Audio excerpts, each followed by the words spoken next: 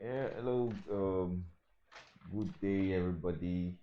Good day, everybody. My name is Shuri and here with you to discuss a very important and sensitive topic with you. And topic is graphology. Graphology. I know many of us have heard of the concept, probably somebody saying one or two things about it. But let me quickly explain what graphology really means in layman terms. No, graphology is the ability to look through somebody's handwriting and be able to use that to determine his personality, his ability, and even his potentials. You know, at times, many of us will look like our handwriting is terrible.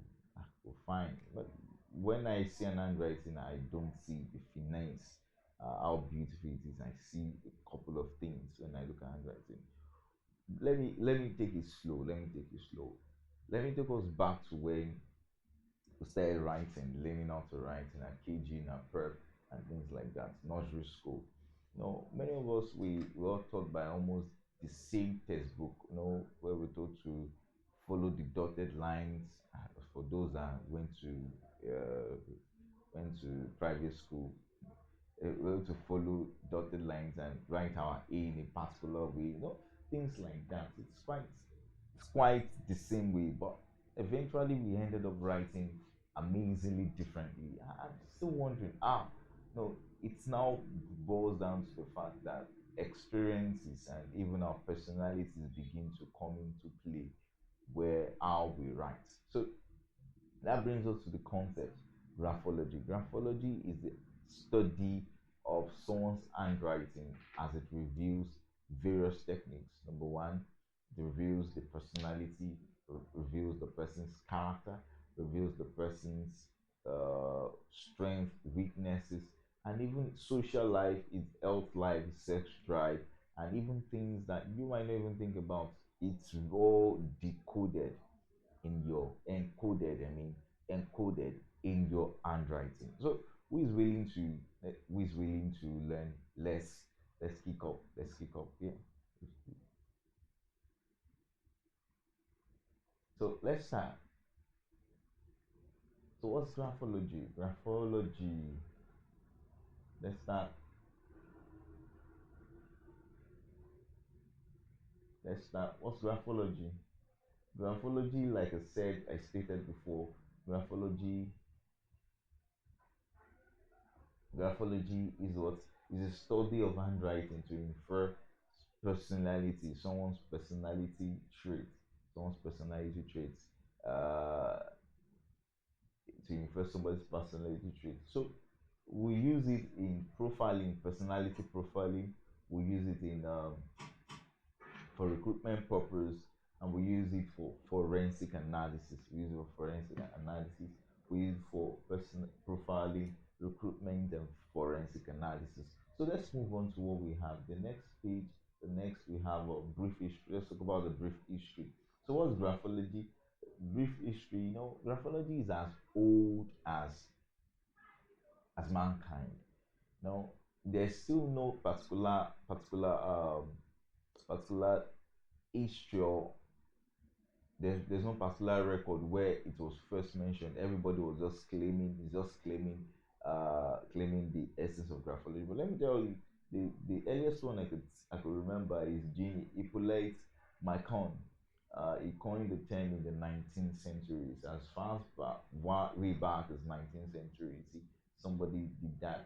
So somebody also, Ludwig Klages, developed modern graphology theories, and also he also did there's also application there's an application in it, and what's in application in psychology and also criminology. We use it to expatiate, and we use it to do a couple of things in the psychological aspect of man, and also use it to identify criminals. Yeah, use it to identify criminals. Even as a matter of fact, even the police force, they can use that, especially when you go into the area where the police, they ask you to write statements. You know who is lying. You know who has tendency to lie. You know who has the tendency to maneuver, who is bold enough. And if what is writing, the way he writes, it's syncing with what he's saying, you'll be able to predict all those things. So it's very important for us to use graphology well. So what are the core principles? The core principles is just like it moves from the brain to fingers and to a personality. From the brain, the fingers to the personality. The brain actually will process all the information and emotions before sending it to the fingers through the nervous system. Before sending it to the fingers, sending it sending it to the fingers through the nervous system. The fingers will receive the signal from the brain and convert the signal into the handwriting. The fingers will receive the signal from the brain and what convert the signal into handwriting. So when handwriting process happens, there are certain brainwave produced. When handwriting happens, there are certain brainwave produced. No, there are different brainwaves.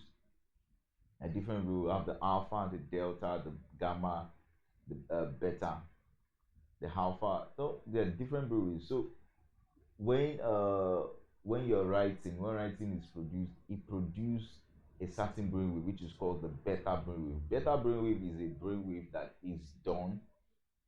is generated when you are doing something you are used to. Example, walking.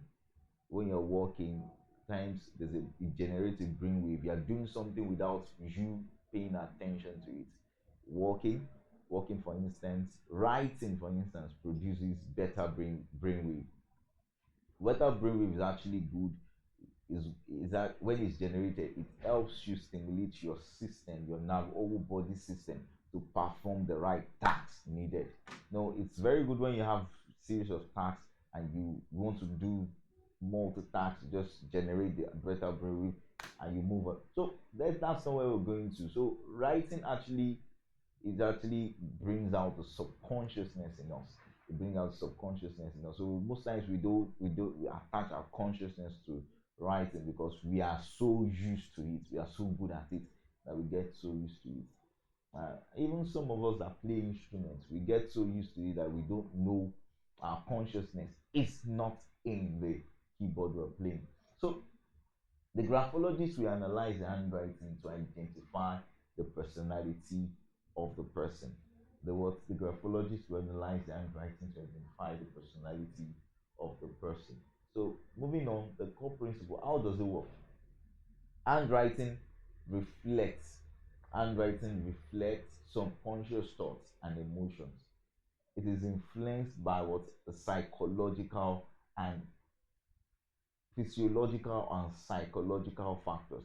What my physiological factors? Things that we have around us, things we that goes around us, environmental, family, you know, somebody that have grown up, somebody that has different have seen different phases of life. You know, any of us are normal. You know, I've gone through ups and downs. You know, it takes grace for the person to be healed. You know, so those are things that affect our handwriting. Affect our handwriting. Just look through, pick somebody that is depressed. Just go and search the person, somebody that is depressed. If you have any around you, the Lord Almighty will heal them. But just ask the person to write one or two things on the paper, and you see how the writing will go. It will go a stick down. It will stick down. So let's move into the next graphology. What the handwriting says. Yeah, the handwriting actually reflects your personality, your character, your health condition, your intelligence, and also your potential. So there are still many more things your handwriting can dictate. There are several things your handwriting can reflect. So it's up to us to know what we are looking for, so we'll know how to address such things. So we have the elements. There are different elements of handwriting analysis. Different elements we consider when analyzing the handwriting. Different elements. I'll tell you for free. They are not limited to these six I'll be giving to you. There are still more. There are still more advanced elements we consider. Consider we still have the connection stroke. Now, we have different techniques we consider when analyzing handwriting. The first one is called the zone. The zone. What do we mean by the zone? The zone actually refers to what particular area you are writing on. We have the upper, we have the lower, and the upper, the middle, and the lower zones. The upper, the middle, and the lower zone. For example, you have a plain paper and you're writing, you're giving paper to write, and you're writing extremely high above the paper. It means that your zone is on the upper level, and when writing the middle of the paper, it means your zone for your writing is in the lower middle level, and bringing it down is in the lower level. So let's move on to the next one, slant. So zone, when you talk about zone, let me just finish that. Zone, when your handwriting is on the lower side, it means that the person is calm, good in planning, is a workaholic, and very caring in terms of finance, family, and health. So if the zone is lower, you tend to write down on the line, exactly on the line. On the line, it means that you're calm, you're good in planning, you're workaholic, and very caring in terms of finance. You can do some researches on this also. When we talk about the middle, also the middle means the person is actually the person enjoy life, take care of his appearances, always looking about himself, thinking about himself, self-centered, self everything, just thinking about himself. And the person get bored in planning the future and is always very impatient, very impatient. What about the upper, the handwriting? Like person likes to write on the upper side of the paper. It means that the person tends to focus on the natural, on the spiritual. That means the person loves something abstract. He loves abstract. He loves something abstract. So people like that, they love to study courses that they necessarily don't see. They love to assume, they can picture things so clearly. That's what we mean by spiritual. It's not that they are into jazz, but they love seeing things. Imagine their imaginative power is strong, very unique. That's what it means. Tend to focus on the spirit. Their imaginative power is strong and unique. So they like to think, and they like to plan. And of course, if you are to ask me, one example of a person that has this is what they call this person Aristotle, the great thinker, the philosopher. He must have been, his handwriting must have been at the upper zone. So the next one is called slant. Slant. There are different types of slant. What do you mean by slant? Slant is always particular, used to describe a set of letters. Set of letters. Set of letters as P. Set of letters as P. As P. If you can see the camera. Set of letters as P. P. T. D. L. P.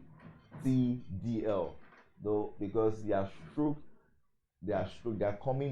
is coming up, and it's either the slant goes like this or goes like that,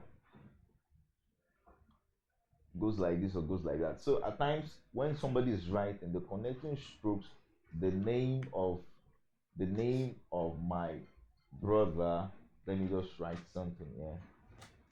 Let me write something.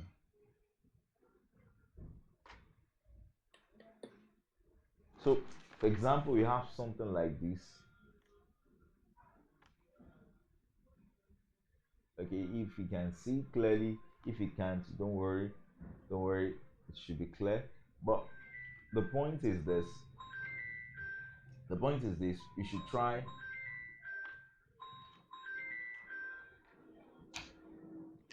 the point is this, we should try to analyze uh,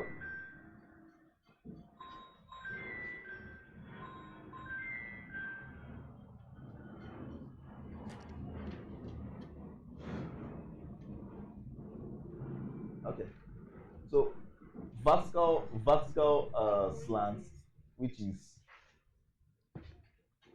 the letter is at 90 degree. The letter is at 90 degree.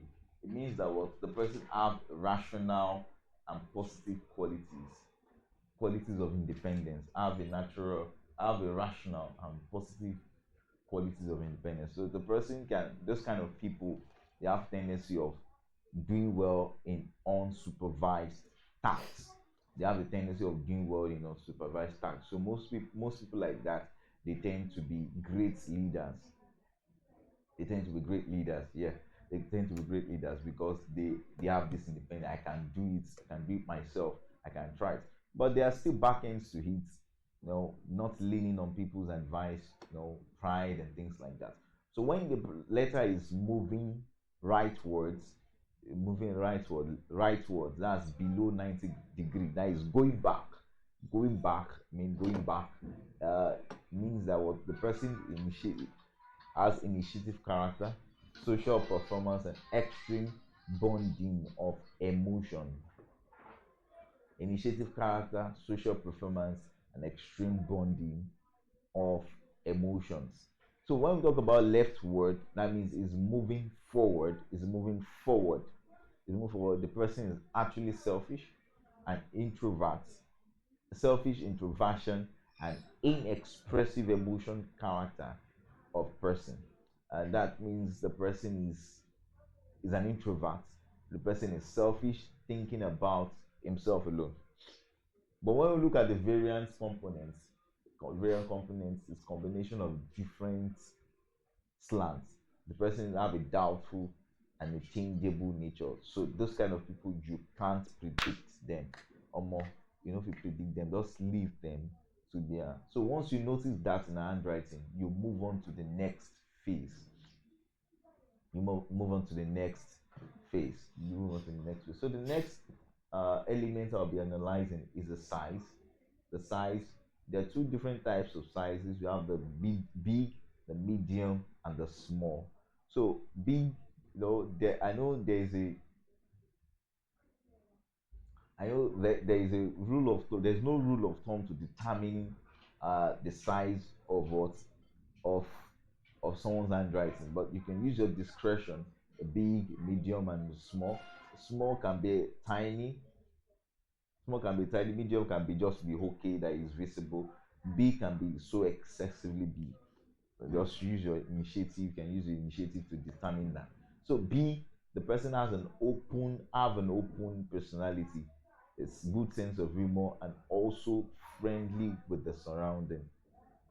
Friendly with the surrounding means that the person loves nature. One, the person wants to see everything go on well. Like person is most times people like that tend to be great leaders also. Friendly with the surrounding means that they are always conscious of what happens around them. So we have the second one, the medium. Medium are those that can just averagely. So the characteristics is more simple and calm. They give a good attention and trust people very well. They trust people very well. They can give a good attention and they trust people very well. So they can have just one. They might have just one friend, but they might really stick to that person. Okay, not loyal to really, not loyal to really, but they stick with that person. They stick with that person. Yeah.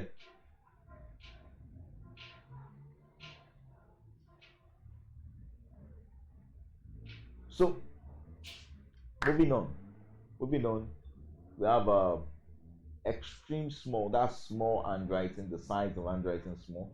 They have an extreme ability to concentrate for a long period.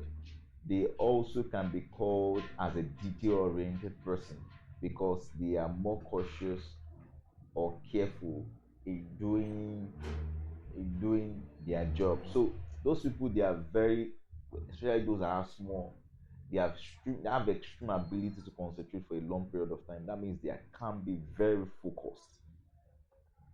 So when most times when you need to get your job done, done with precise accuracy and precise accuracy. Just give it to people like that. Give it to people like that.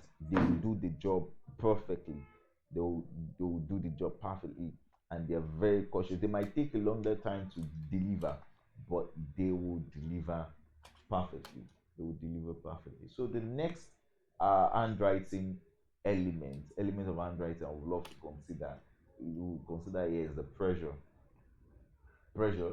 There are three like four pressure points. You have the heavy. No, when the handwriting is heavy, the pressure is heavy to the extent that you can actually feel the writing of the person with your hand at the other side of the paper.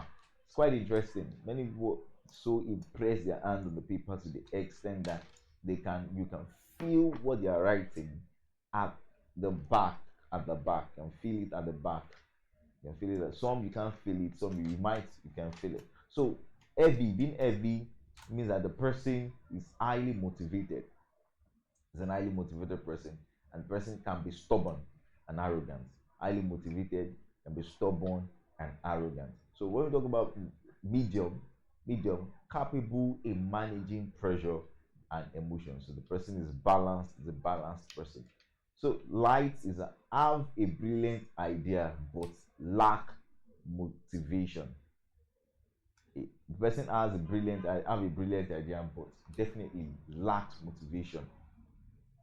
Romantic and sensitive person is highly romantic and sensitive. So irregular, that means the person is switching between the light, medium, and the heavy pressure of handwriting. So it means that the person is unstable, person's mood is unstable, and the person is bad in managing pressure. So going to the fifth one, baseline. Going to the fifth one, baseline is what we refer to how your handwriting goes.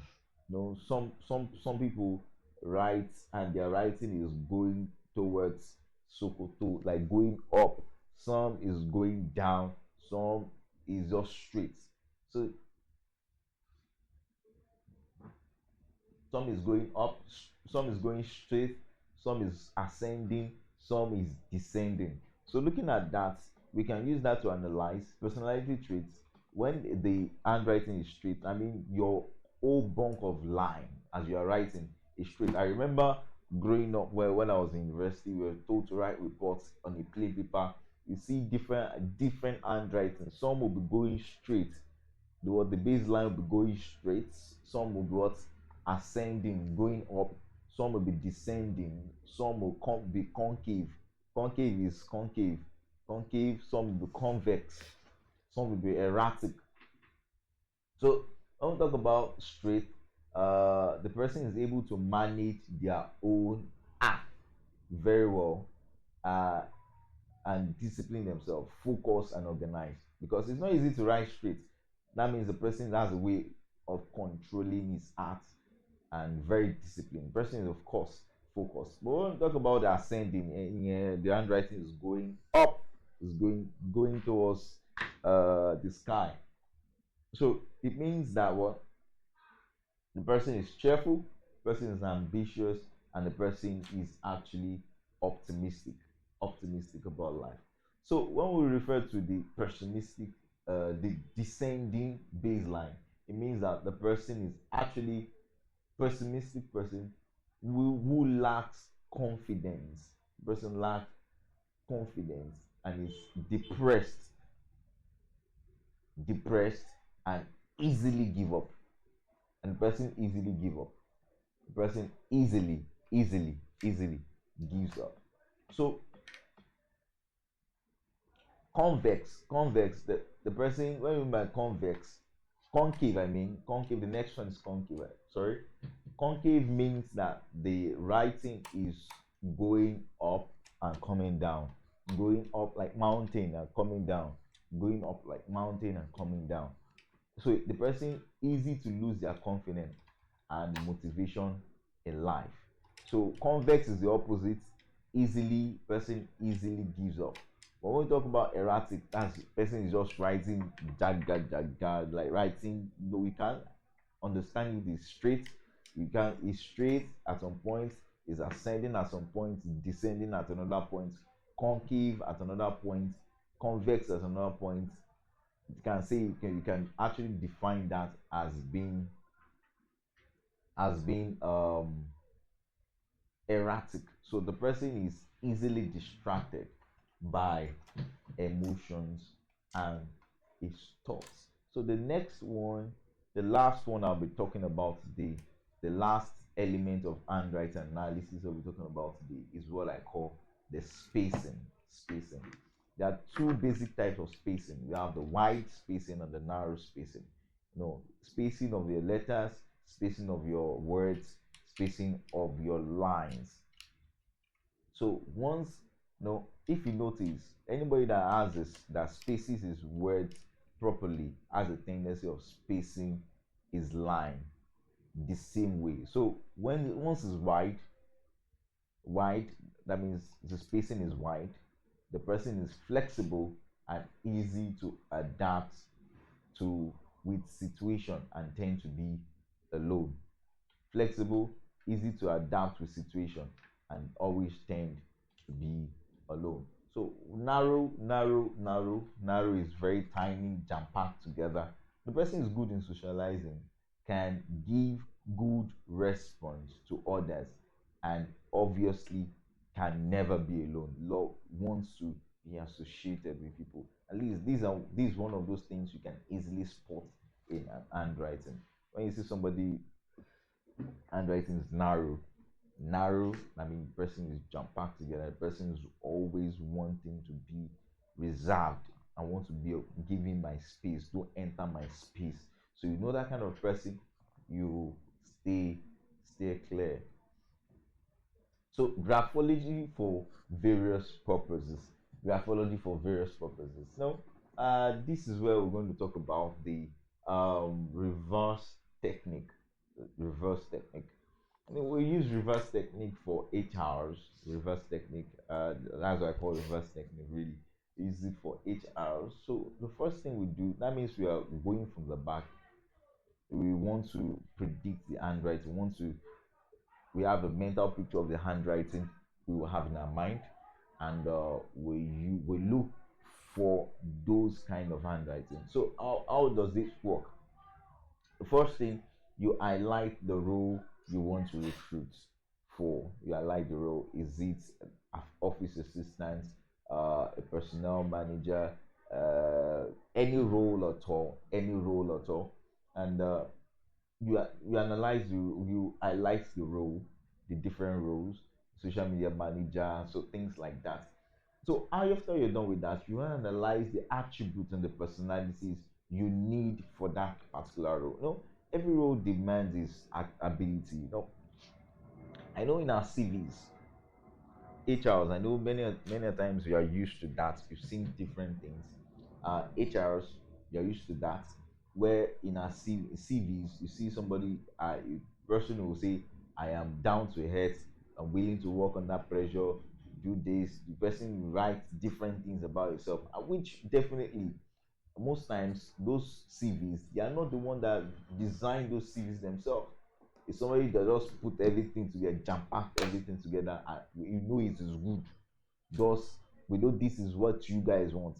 Just but you can't ascertain that for any individual.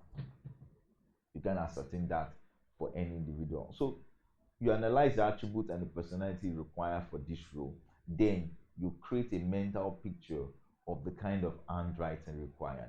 You create a mental picture of the kind of handwriting required. For example, you're recruiting for an admin officer, administrative officer, or a personal assistant, executive assistant.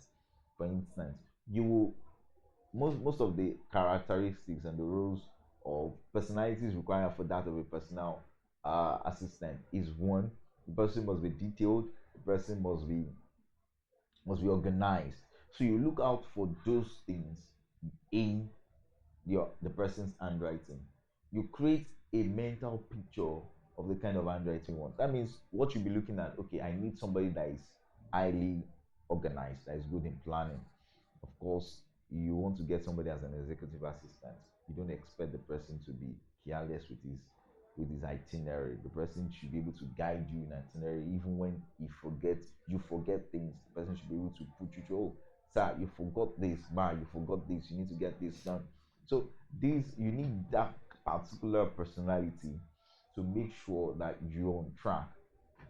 Everybody lies in their CV. I think that's the secret. It's not more a secret. Everybody lies in their CV. So for you to be able to ascertain that, you need to understand. You can get that through the handwriting. Let me say this. Like I said, your experience in life, what you've gone through, as a way of shaping how you write. That means if I spent 4 years in university studying a course like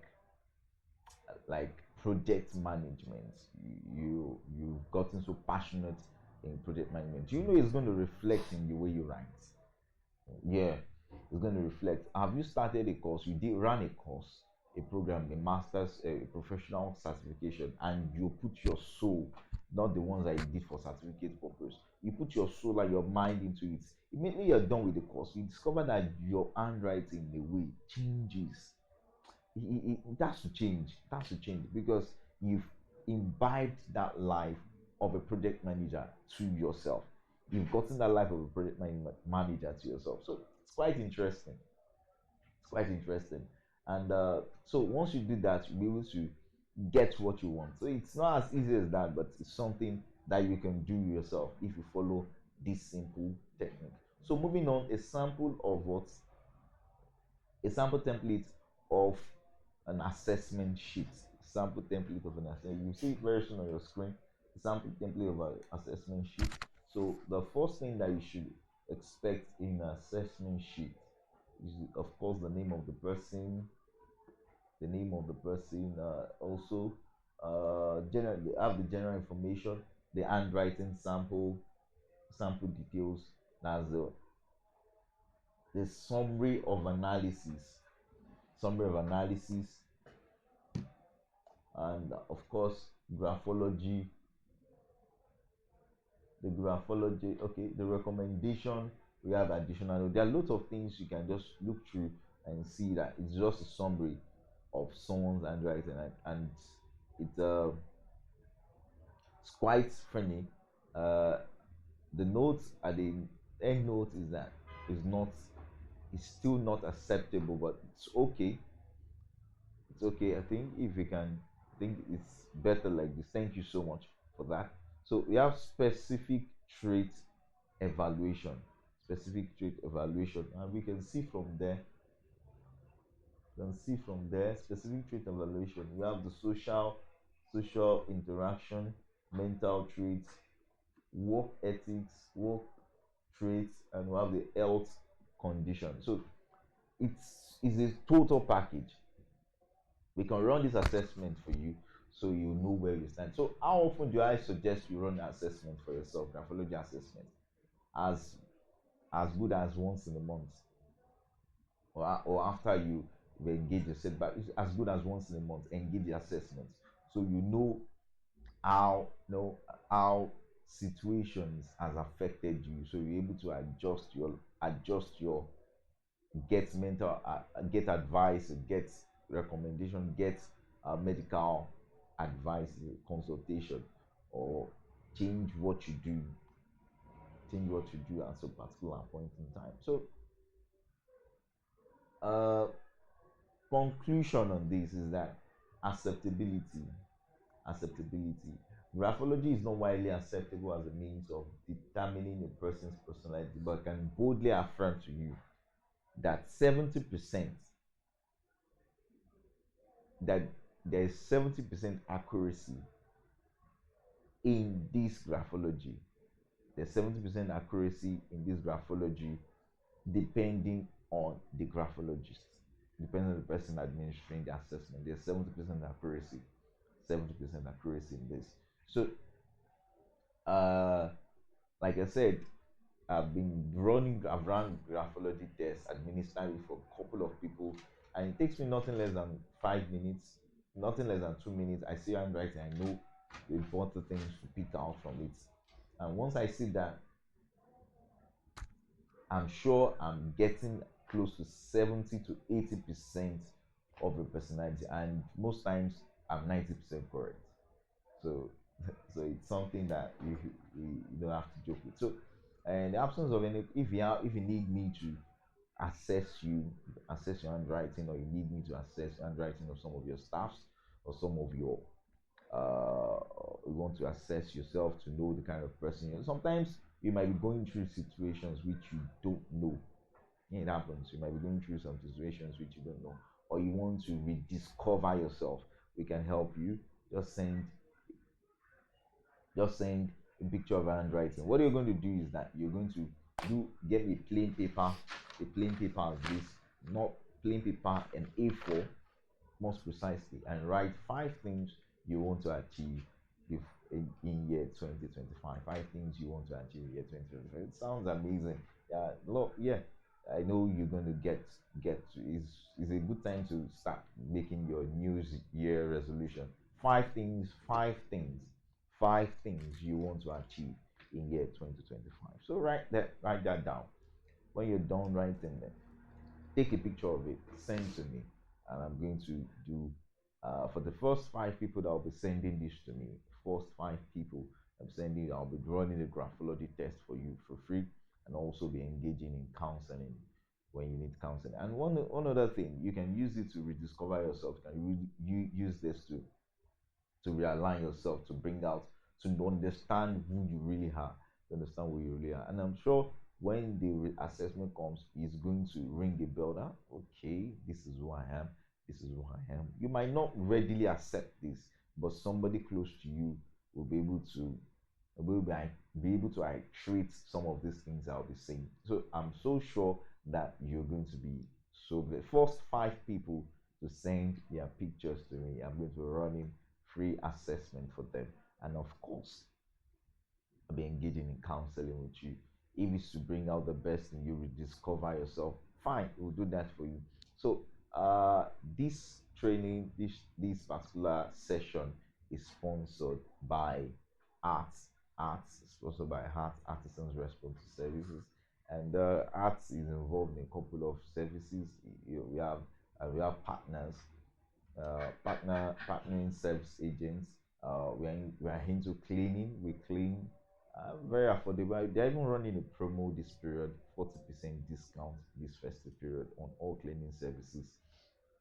We engage in office cleaning, residential cleaning, and also upholstery, rugs, and carpet cleaning. So 40% discount is so much in this area, and take advantage of it. It's not going to last that long. Of course, it's just for the festive period. And of course, we have a partnering with us. Grace Footwear is offering close to 15% discount. Whoa, they sell amazing shoes. They sell amazing shoes, amazing at a very, very discounted price. No, shoes that you can wear and give it to your grandchildren. I'm sure of that. Definitely sure of that.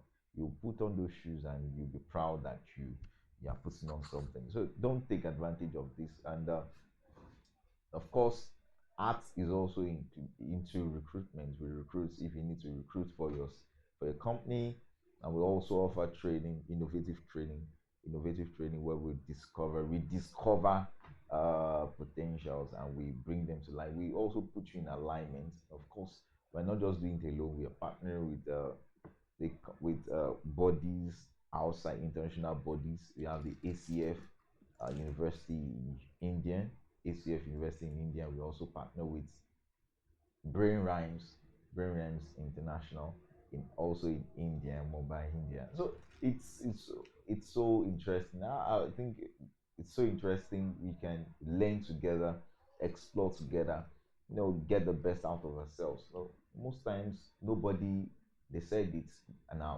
believe it. Nobody is born a genius. Nobody is a genius. You can become a genius. Anybody can become a genius. Anybody can become a genius. So it's not As a matter of fact, those that appear not to be geniuses at birth tend to be better people and tend to be very intelligent than those who show initial trait of intelligence. So let's not look down on ourselves.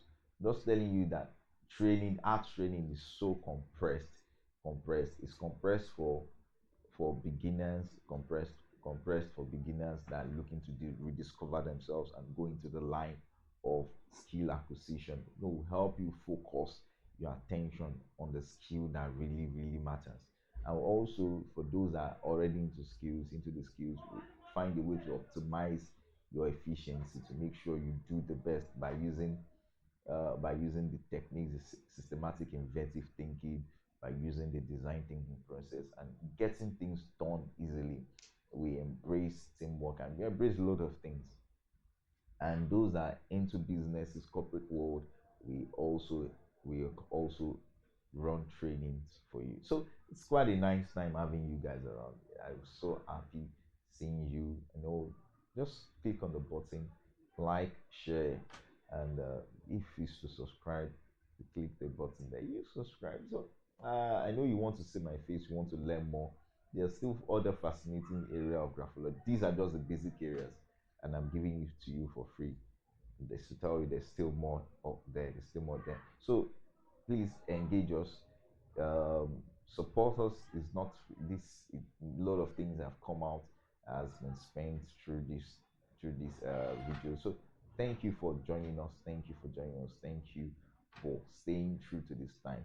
Thank you for staying true. So you can the link uh, to purchase some of our services, to get some of our services is put below. So just click on the link and subscribe and do what you have to do. Thank you so much.